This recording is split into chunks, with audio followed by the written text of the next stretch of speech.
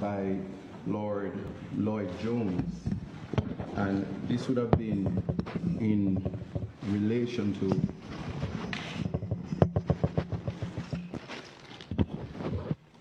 in relation to the chamber hearing.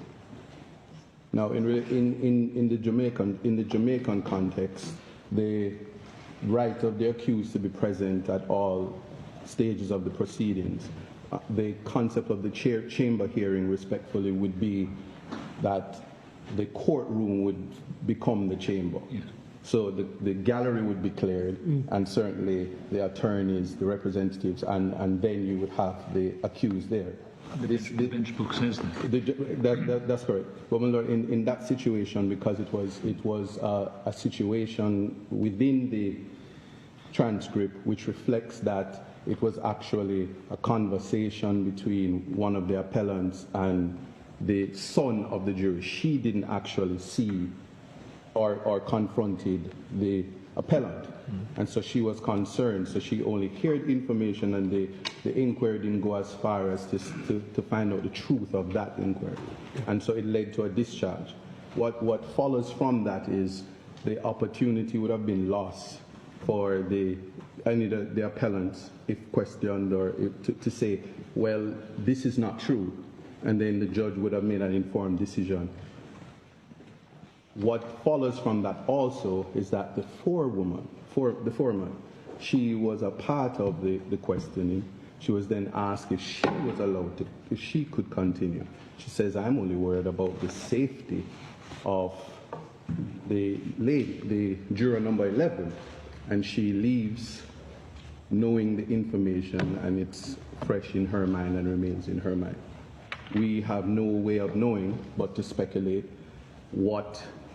how much conversations outside of that would have gone to the other jurors. Then, moving back to the next inquiry number 3, it is the same forewoman, and more conversations about her role, and so the taint or the poison would have gone back as far as November in a 65-day trial and before juror number 11 left.